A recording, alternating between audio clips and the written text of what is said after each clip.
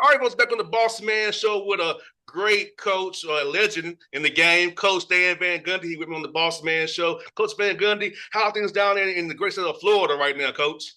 Well, still hot and humid, but our part of the state came through Hurricane Helene pretty well.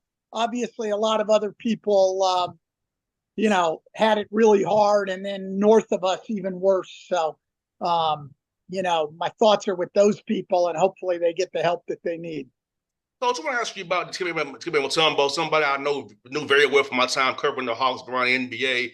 What's your interaction with Dikembe Mutombo, and what did your thoughts of him impacting on and off the floor and what he did for basketball and just the world in general, Coach? Well, I think first of all, on the courts, the easy part, and probably in the scheme of things, the less important part. But he was, one of the great shot blockers of all time, and because of him, any team he was on was going to be very formidable defensively, and you were not going to get any easy baskets. He was not going to allow that to happen. But I think beyond that, my brother coached him in Houston for a time, and when he got word of Dikembe's passing, the first words he said to me were, he was a great humanitarian, and I think that's, more important. What he did with his hospital in the Republic of Congo and the number of people that he helped, he really saved a lot of lives. I mean, that's what he did. He used the fame and the money he earned playing a game to impact the world. And I think that, at the end of the day, if any of us can make the world a little bit better, just a little bit better for one person, we've probably done pretty well. And Dikembe Mutombo made the world a lot better for a lot of people. And I think that's what matters. I know he left behind in the NBA a lot of very, very close friends who he meant a lot to. I know Patrick Ewing, I had texted with him at the time, and, obviously very upset. He and Dikembe were very, very close. And I just think those guys like him are, you hate to say one in a million because it might not even be that many. No doubt, Coach. And I'm gonna miss his laugh, Coach. I'm gonna miss his big smile. And Coach, this will blow your mind, Coach. I was a ball boy for the Hawks, Coach. So I was around him as a kid. So to be an adult now and having come to Hawks games and get to talk to him as an adult, he been me as a kid around Dominique Wilkins and the Plastic Man, all those guys, man. It really is hurtful for me because I've known him pretty much my whole childhood, Coach. Yeah, and he was the kind of guy that I think, everybody just enjoyed being around. I mean, there are some people who I think really get it. They really get it, what it's all about. They get what the game's about, and Dikembe understood it was about the team and how he could help the team succeed. He got it in terms of his profession, but he got it in terms of life, and that it was about impacting other people. And I did not know him personally, but with my brother and with Patrick, I mean, I knew people that were very close to him, and the way they speak about him is in reverential terms. So certainly a huge loss for the NBA, for his country, for the Congo, and for everybody that came in contact with him. And Coach, what I love about our game of basketball, Coach, is how it brings us all together, Coach. Like brings you and me together on this show and brought you a lot of players you've been around your whole life. And talk about how basketball is. It should be about how the world is. How we're all different backgrounds, but we all have a common goal and begin to like each other, love each other, share common things in common with each other. That which we're not as far apart as some in the media and the world would want us to think we are, Coach. Well, you're exactly right. I think it's the best thing about sports because you bring together a bunch of competitive people. And so there's a goal in front of you. And you don't even necessarily always like the people that you're working with, but you have to learn to work with them. And generally, what happens is not only do you come to respect those people, but you come to really like them, even if you started out from very different places with people you didn't really maybe like at first sight.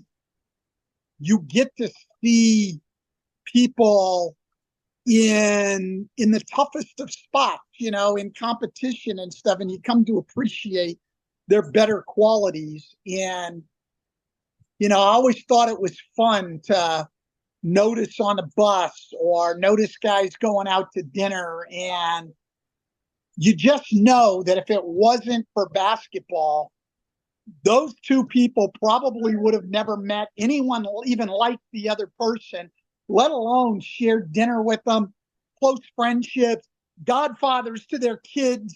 All of these things, the barriers get broken down. To me, it's the best thing about the game of basketball. And I think it's what the people, even the players who get so wrapped up in minutes and shots and stats and individual things, they miss that. I mean, it's all about giving yourself to the team and the group.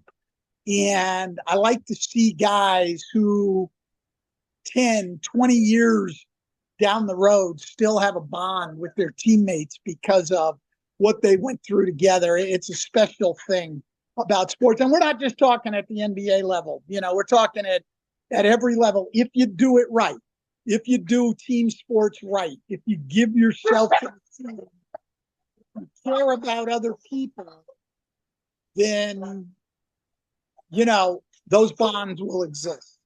And Coach, I'll tell you a quick story, Coach. Back in the day, the Atlanta Hawks used to practice at Morehouse College. I grew up literally 2 miles from Morehouse College, so Hubie Brown, as a kid, let me come to his practices, and he was very close with my father. You would think Hubie Brown and my dad's a Black Panther, part of the movement, and Hubie Brown are friends, and got me to come to practice as a young boy, got me to be a Hawks ball boy, eventually become a Braves bat boy. So it was like you said, Coach, you would have think my dad and Hubie Brown be friends, but basketball made Coach Brown and my dad be friends, got me to be around the Hawks as a young boy at Morehouse in practices every day. Well, and I think it goes the other way too, right? I mean, if it weren't for basketball, would Hubie Brown have had the opportunity to meet someone like your father and talk with someone like your father who had been part of the Black Panthers and the whole thing? I mean, I grew up in the Bay Area in California where the Black Panthers started in Oakland, Eldridge Cleaver and Huey Newton and that whole group. But I never had the chance to talk to any of those people. My guess is Hubie wouldn't have either had it not been for basketball. And so on top of the bonds that are formed, I think we just get to be around people coming from different backgrounds that broaden your perspective on the world and open your eyes to the challenges and adversity that a lot of other people have had to overcome that you might read about in books or a newspaper article, but you really wouldn't get the same perspective if it were not for the game that gave you an opportunity to experience those people. No doubt, Coach. And I'll tell you what, Coach, my dad always enjoyed listening to you on TV, Coach. He said, Coach Van Gundy is still coaching. He's breaking stuff down for the listener and how you explain the drop coverages and the hedging. My father really enjoyed you on the TV, and I did too as well. So I'm learning when you're on the air, Coach. I'm learning as well. Like my father was as well. He really enjoyed how you broke the game down for the listening audience on TNT. Well, I appreciate that. I think that we're sort of all creatures of our backgrounds. And I grew up, my dad coached for over 40 years.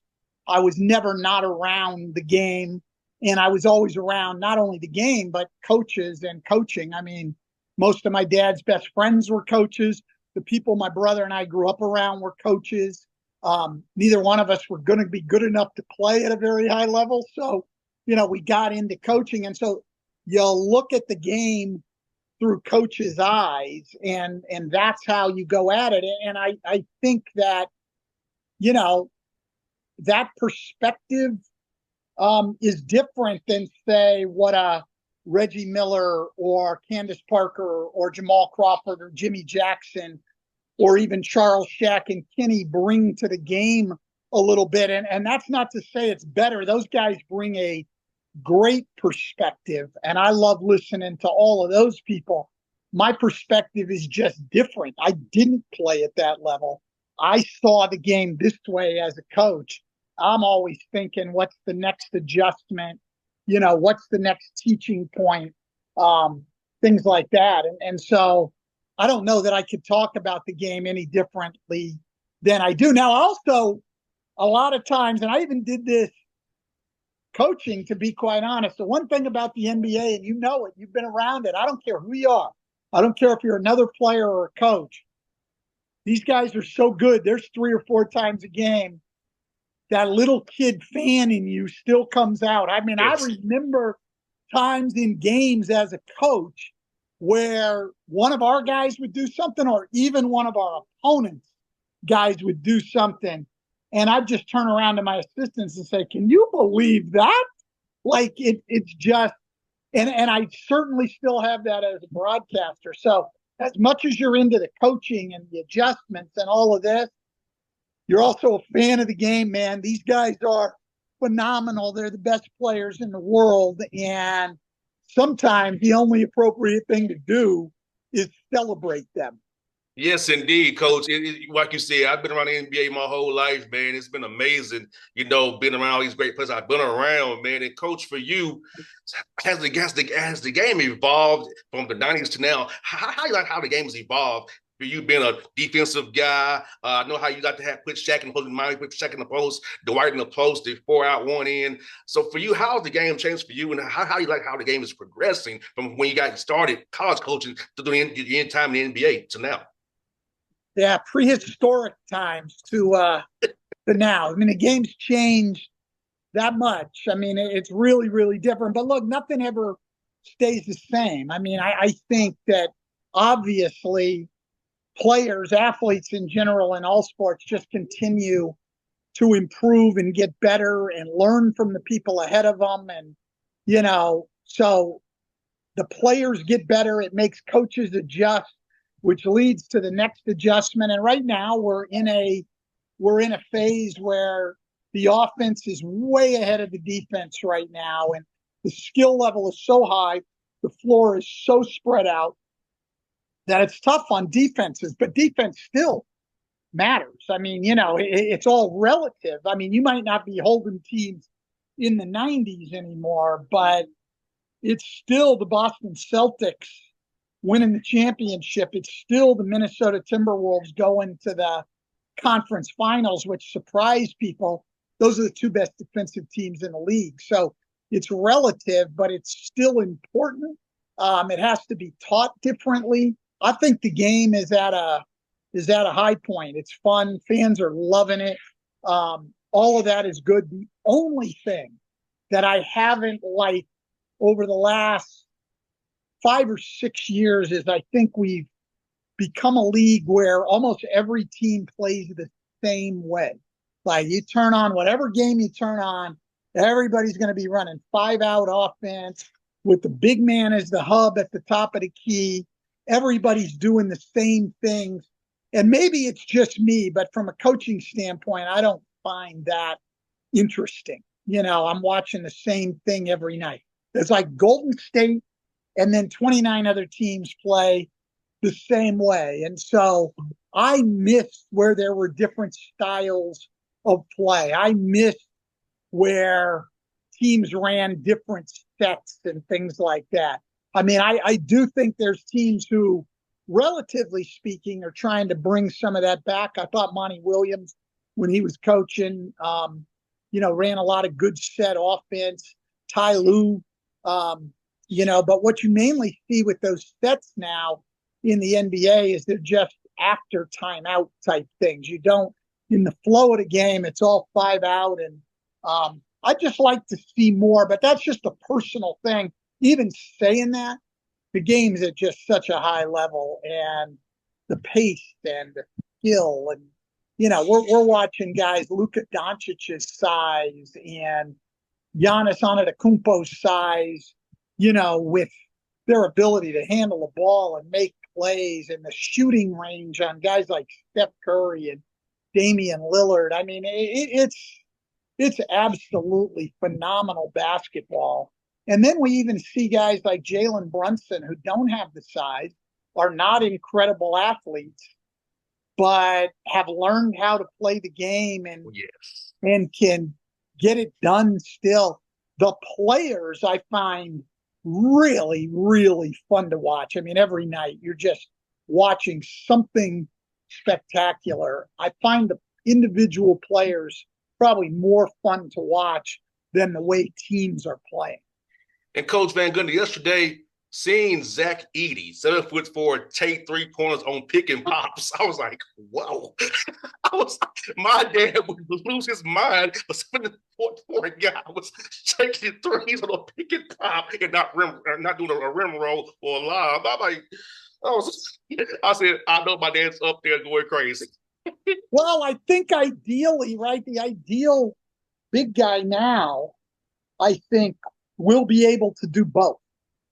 We'll be able to roll to the rim and finish, catch lobs, but would also be able to pop and shoot the ball. Now, if you can do one of them, you're going to be pretty good if you can also protect the rim at the other end. But I think when developing players, if you can get a guy who can do both, Chet Holmgren, I think, is a guy who can do both. Kristaps Porzingis can do both. Those guys become really, really tough now, because if your big comes up, they can get behind him and catch the lob. If that guy's in drop coverage, they can pop and shoot the three. Those guys become impossible covers. And so I'm sure I had read all summer that they were going to try to get Edey to shoot the ball from three. Personally, playing against him as big as he is, I'd give him every three he wanted. Just keep that big body away from the basket where I don't have to worry about giving up layups, fouling him, and keeping him on the offensive glass. And if he can knock down 3 threes in a game, well, more power to him. I mean, you can't.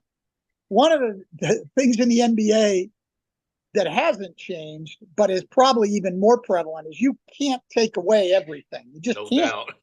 And so, but you have to take away something. And I think sometimes in trying to take away everything, we give up everything. And so you got to decide.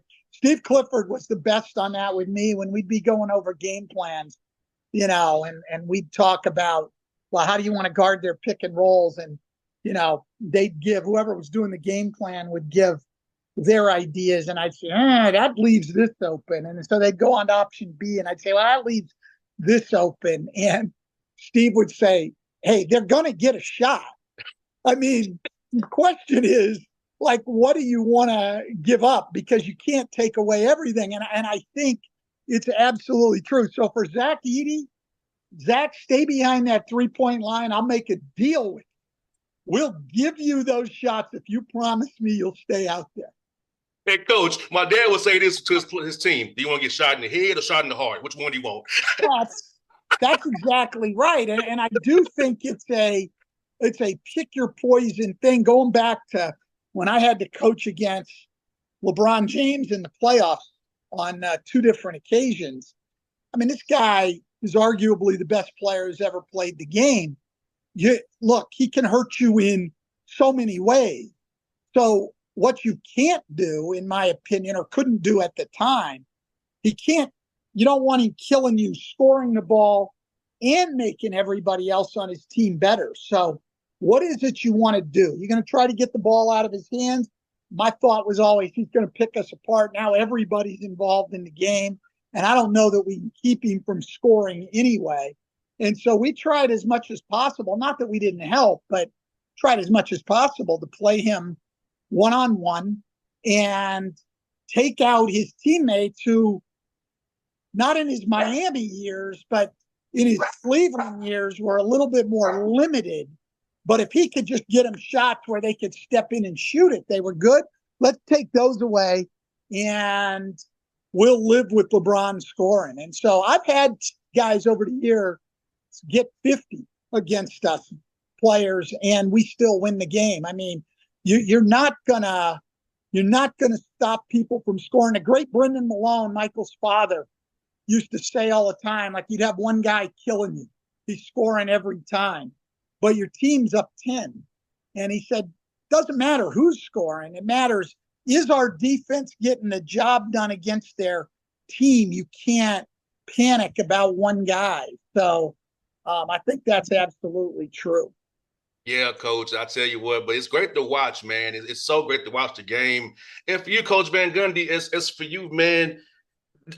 Do you feel better now in retirement, just be able to just call the games rather than the stress of just having? I know you missed the camaraderie with the guys, we all do, but this is more fun just to be call the game and come back to Florida, enjoy your kids, and just not be stressed out. Like, I know you can be sometimes because you really care about winning a lot.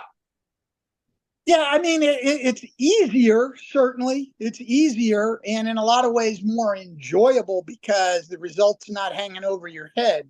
You're not worried about it. I know my brother, when he was broadcasting, would always say, the only thing he thought about after the game when he was broadcasting is, where are we going to eat?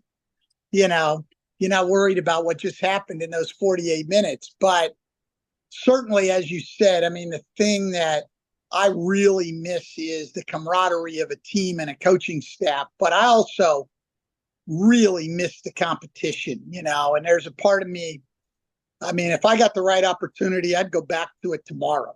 I mean, I would. If somebody came to me and was interested, because there's nothing like the challenge of coaching at that level and trying to figure out a way to win a game against the best players in the world, against the best coaches in the world. I mean, it's a phenomenal challenge, and it can be very frustrating. Sometimes you're banging your head against the wall and you can't get it figured out. But when you do, and when your team's playing well and you're winning games, it's a great feeling. And Coach, I'm gonna tell you, this year I'm gonna be volunteer assistant coaching for Albany State. So I'm gonna be going there on my off days from the Hawks to go cup to Albany State. The D2 school they don't really have any budget, so I'm gonna go help my friend Coach Patrick Gale, who's from Miami. So, Coach, for young coaches like myself, getting into it, do you suggest doing what I'm doing, being a volunteer assistant coaching, getting on sessions, you watching the film, helping out where you can, kind of get reps because you want to get better in this business and grow and progress up the ranks of this great business that you've been a part of for years, Coach? Absolutely. I mean, there's no way to become better at anything without doing it. And coaching's certainly part of that. I mean, and I think that what you're doing as basically a volunteer at a Division II school will get you more experience than being the 8th guy on a Division I staff somewhere who's got no responsibility. One of the best things that my dad advised me when I was coming out was, when you're young and when you don't have to make a lot of money in the whole thing, take responsibility, choose responsibility over money. And so there'll be guys at Alabama or at Kentucky, who are the 8th or 9th guys on the staff getting paid good money, but they're not getting the experience that you would get where you are, or as a high school coach or whatever. And you have to learn how to break down film, and you have to learn how to go out on the floor and teach somebody to do something. I mean, fans can usually figure out what a team needs to do to win. Like, hey, we got to rebound the ball better. Good. How are you going to do that? Yes. Who are you going to play? How are you going to teach them to rebound the ball better? All of those things, the techniques, that's coaching.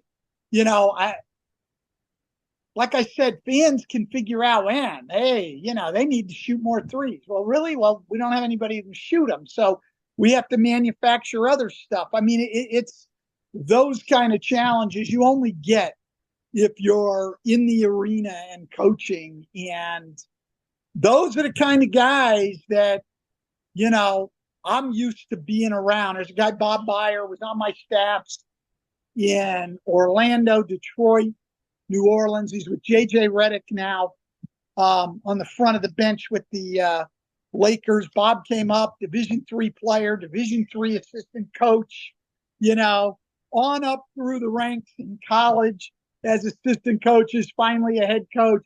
And then I think he's on his 9th NBA team. But he was at that lower level learning to coach. And the other advantage is, I don't care who you are, you're going to make mistakes when you're coaching in your first few years. And when you get to do it at the smaller schools or the high schools, you can make those mistakes out of the limelight. Like I've always looked at and had unbelievable respect for what JJ's going through. But like for a Jason Kidd, like the first time you're ever going to coach is going to be in front of 20,000 people a night and the media attention and everything else. I mean, wow. And I don't think people need to pay their dues. I have no problem. Jason Kidd, to me, has been a good coach since the first day he stepped into it. I just can't imagine myself ever having done that. I needed 14 years as a college coach, starting, as an assistant and then a lower level head coach. I needed 14 years in college and 8 years as an NBA assistant before I stepped into it. I just can't even imagine what those guys go through the first time. I have great respect for it. And coach, I'm looking forward to it. The guys are doing workouts every morning. Practice starts in a couple of weeks. So I'm looking forward to all my off days for the Hawks, going down there to impart on the wisdom my dad gave me and for my days as well. So, coach, I'm excited about this journey because I love coaching. I respect coaching, and to do it, follow my dad's footsteps in coaching. I can't wait to do it, coach.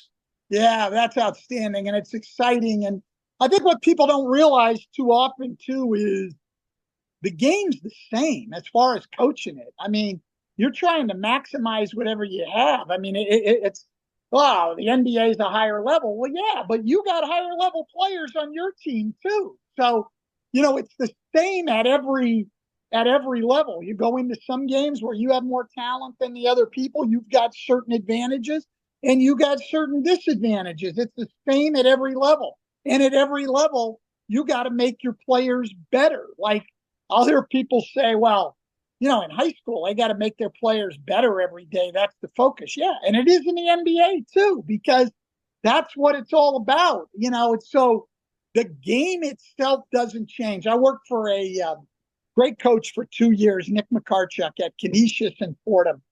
And he used to say that all the time. He said, I don't care if it's junior high, high school, Division III, Division II, Division I, NBA. It's all the same except on payday.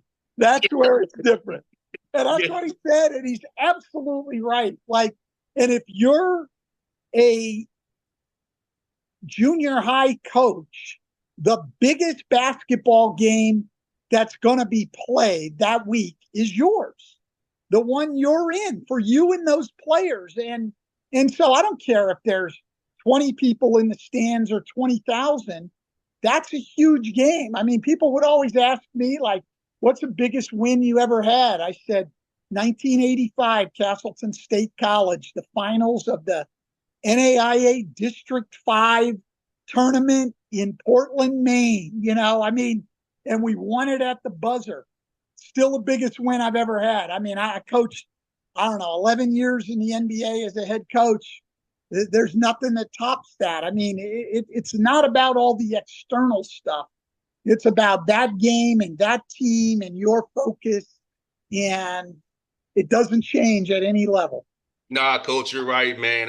Like you said, coach, being in the fires again, being our opening team meeting, coach, I felt that feeling again, like when I played, like I felt it again, coach. Like, this is what I want, that rush. And I felt it our first team meeting. I'm like, yes, that's what I need to be. That's exactly right. And that's what I miss being out of it. I haven't been able to find that in any other realm. I mean, it's the sports are special, again, if done right. If they're done selfishly and things like that, well, It's like anything. If you don't do it right, if you don't give yourself to the team, you're not going to get the same thing out of it. Coach Van Gundy, this has been a pleasure to talk to you again, man. I told you, I say, you always been one of my favorites to talk to and see out at games, man. And you're one of the best people in basketball. I seriously believe that, man. And I look forward to seeing you on the road this show. Hopefully, you cover a Hawks or a Grizzly game. And I'll see you on the road for TNT, man. That sounds good. Thank you very much. Anytime, Coach. All right.